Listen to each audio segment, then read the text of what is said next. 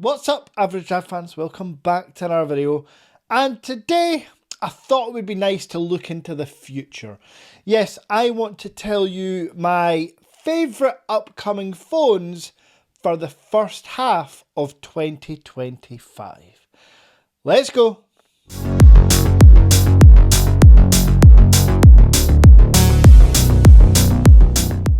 Now, for those that are new to the Average Dad channel, that's me. I am the Average Dad and I review, well, a lot of phones. In fact, last year in 2024, over 80 devices passed through my studio doors and I reviewed about 35 to 40 of them. So I think I'm quite well versed in phones and well placed to give my opinions on what phones you should be excited for in the first half of 2025. I will follow this up in 6 months with the back half, but there's a lot to be excited about. So, firstly, I want to give some shout outs to phones that you should be looking forward to, but I'm not going to dig too much into them. The first one is the Samsung S25 Ultra. The reason I'm not going to give this too much love is because, well, every other fucker will. Everybody in their auntie is going to be talking about how amazing the S25 Ultra is. And don't get me wrong, the S25 Ultra will have fantastic AI and great software, but hardware-wise, particularly with the cameras, the other phones I'm about to discuss are just going to crush it. And also, like Apple, the S25 Ultra is a carbon copy of the S24 Ultra. All the key changes will come to the S24 Ultra because they're software based. So yeah, an honourable mention, but you ain't getting any more time yet, S25 Ultra. The next candy bar phone I want to give a bit of love is the Xiaomi 15 Ultra. Yes, in a few months, round about March time, we will have the Xiaomi 15 Ultra in our hands. And again, much like the Samsung, in terms of actual upgrades, there won't be much to choose between the 13 Ultra, the 14 Ultra and the 15 Ultra. And because Xiaomi have placed themselves firmly in the flagship pricing in the global market, it's hard to truly recommend the Xiaomi 15 Ultra in terms of pricing. Because yes, this quad camera 50 megapixel setup is still going to set you back about £1,200 or £1,300. Now I should say, specs wise, every single phone I'm talking about in this video will have Android 15 and the Snapdragon Elite chip. Every single phone. Now, one reason to be excited about the 15 Ultra is, well, to be honest, the 14 Ultra was a fantastic phone, but the 15 Ultra will have a near 20% battery increase over the last. So when you pair that battery with the 8 Elite chip, you're now into 2-day battery life. And that seems to be the trend of 2025. 2-day battery life and AI.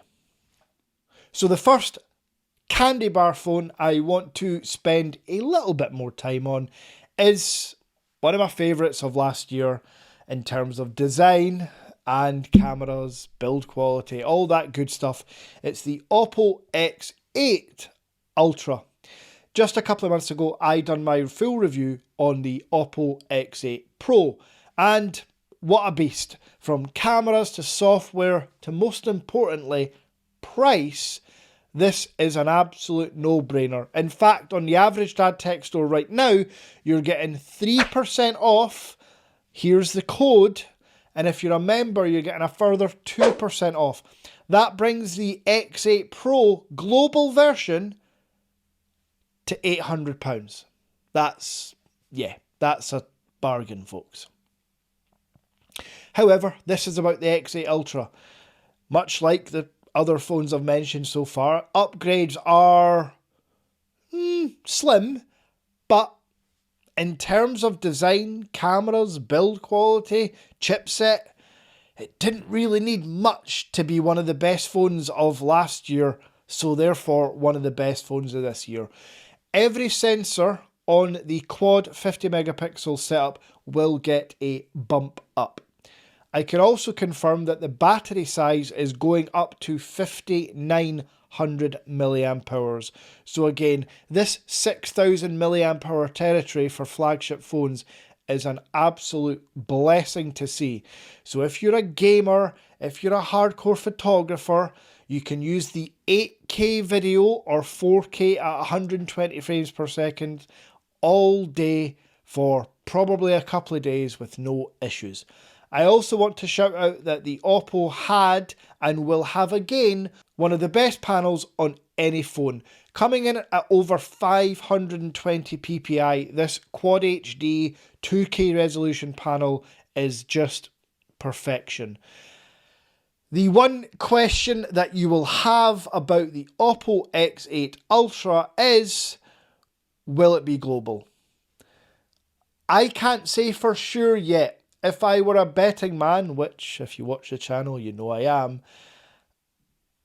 I'm going to say yes. I am going to say that at some point in the near future, the Average Dad Tech Store will have a global variant of the X8 Ultra. And folks, if this is all true, you can be damn sure my SIM card will be placed firmly in this device. Oppo have been doing amazing. Oppo/OnePlus have been doing amazing things over the past couple of years. So we should be excited about this device. And price point wise, under £1,000. Which is another reason to be super excited. And now I want to talk about foldable phones. You know me, I am the foldable king. Yes, Michael Fisher, Mr. Mobile is great, and Ben's Gadget Reviews is great as well. They're heroes, I look up to them. But I'm the guy that gets every foldable. And for me, there are two, potentially three in the first half of 2025 that absolutely stand out. The first one is the longly awaited and much anticipated OnePlus Open 2. Yes, for those that can cast their memories back nearly 2 years when the original OnePlus Open came out, it was quite a game changer. We finally had a global version of a foldable phone with flagship cameras and really usable displays on the outer and inner screen. Well, since that point, Google have stepped up their game, Vivo released a global version, Samsung even released a special edition. Granted in South Korea, but you can get it through my store. But foldable phones have started to advance more and more as the months have gone on. Well, OnePlus decided to take a break from last year, and this year they're coming out with a bang. A larger OnePlus Open 2, yes, an 8-inch inner and a 6.4-inch outer screen with a 6000 milliamp hour battery and 50 watts wireless charging. The one drawback of the OnePlus Open that nobody could deny was its distinct lack of wireless charging. The new version will have wireless charging on deck. And, as mentioned, the Snapdragon 8 Elite chip, ColorOS 15, which, again, software skin-wise, is right up there with Vivo's Origin OS, stock Google, and Samsung's One UI. Lots of reasons to be excited about the OnePlus, and because it's global, you can expect, if you live in the UK, to get some really good deals in terms of free gifts, money off, and potential trading value as well. So the OnePlus Open 2 is going to be, very firmly at the top of the foldable phone market. However, the phone should not rest on its laurels, because at around the same time, April, May time, we will have the Vivo X Fold 4. Now folks, if you've watched my channel for any period of time, you will know that Vivo has a special place in my heart. No, they've not sponsored any videos, and I doubt they ever will. I am merely a small channel with 52,000 subs. You can help that by hitting the subscribe button now. Get me to 100k by Christmas 2025. If I get to 100k by Christmas 2025, I'll give away 5, yes you heard me, 5 phones of your choice for Christmas. 100k, 5 phones, Average Dad Tech Store, hit subscribe, you know what to do. But the Vivo X Fold 3 and X Fold 3 Pro have been consistently one of, if not the top selling phone through my store. And in turn, the top selling foldable phone from the Chinese market here in the UK, Europe and in the US. Now there's a lot of reasons behind that. 1, because I ride their nuts like there's no tomorrow. 2, because they deserve it. From battery to cameras to design to build quality. Everything about the Vivo foldable device, the X Fold 3 and X Fold 3 Pro, was just a revelation. Finally, flagship cameras on a foldable phone. The first, in my opinion, to do it. You could argue the Huawei Mate X3 and X5 were, but yeah. Though Huawei are kind of in a class of their own and a situation of their own. But then, a few months after that, in June or July of 2024, Vivo done something fantastic. Vivo released a global variant of the X Fold 3 Pro. Now, this was India specific, but that paved the way for them to open up to more markets in 2025. So, here's my tinfoil hat predictions segment of this video. In 2025, you're going to get a Vivo X Fold 4 and a Vivo X Fold 4 Pro version, both Chinese, in about April or May time. Then, within 2 months, you're going to have a global version of the X Fold 4 and the X Fold 4 Pro. Yes, even the standard X Fold 4 will get a global release. And here's where my predictions might go a bit ski-whiff. The global version will not be India specific. It will be released in Europe, namely Germany and Spain. I have my reasons for this. I have my inklings as to what Vivo are looking to do in the global market, and I am all for it. In terms of pricing, the global versions will be about 25% more expensive than the Chinese, but as always, I will be the cheapest place to buy these phones. So check out the Average Dad Tech Store nearer the time. Or if you still want to buy an X Fold 3 or X Fold 3 Pro, I've just lowered the prices again. And I've got that discount code that you can see here. So go ahead and treat yourself. A little post-Christmas treat. Now for the final phone that I am excited about, I'm sticking with foldables. And it's Honor.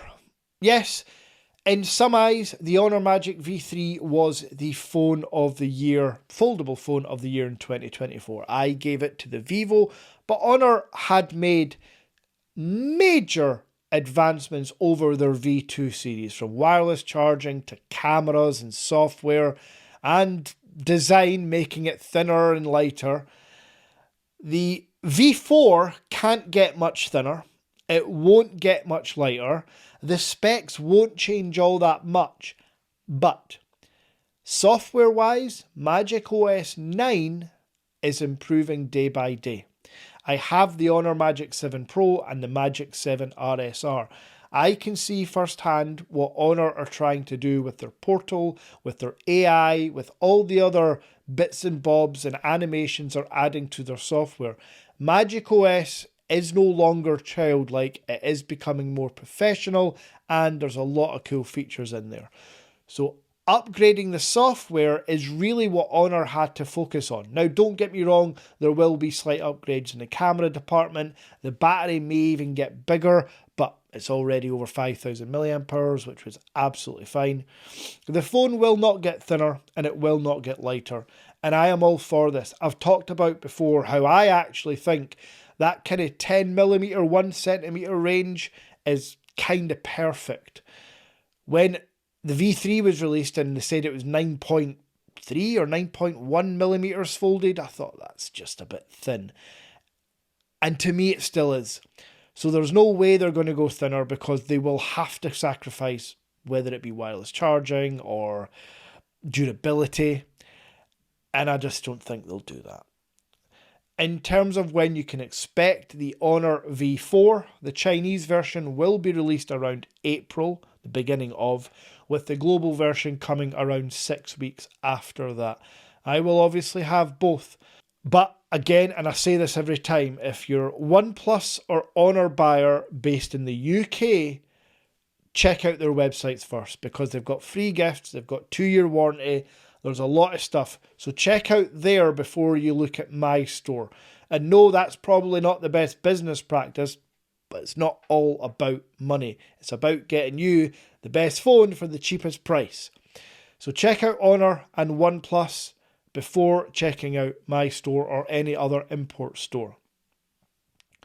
And while there are about 30 other phones between now and June, I think that's the ones I want to highlight. We've kind of covered a lot of manufacturers there. We've got Oppo and Samsung and Honor and Vivo and OnePlus. So I think we've been fair across the board. I think it's interesting to note as well, in the foldable phone category, Samsung doesn't get a look in really. If it wasn't for the special edition released a few months ago, who's actually talking about Samsung? And that is where we need it to be, because we want Samsung to do better. We also want, potentially for some of us, Apple to start introducing foldable phones. And that's never going to happen until the market increases and sales increase. 2024 was the biggest year globally for foldable phones. I see no reason why 2025 can't be either. So, now it's your turn. What are you after? What are you looking forward to? What are you excited about? What tickles your loins in 2025? Is it a candy bar phone, a foldable phone? Let me know in the comments. And while you're commenting, just hit that thumbs up and smash subscribe. I'll be back in just a couple of days. Sunday night, 8 p.m. Set your watch to it. Every Sunday at 8 p.m, Average Dad will drop a full review.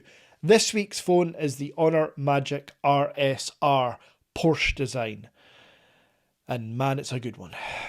Until then,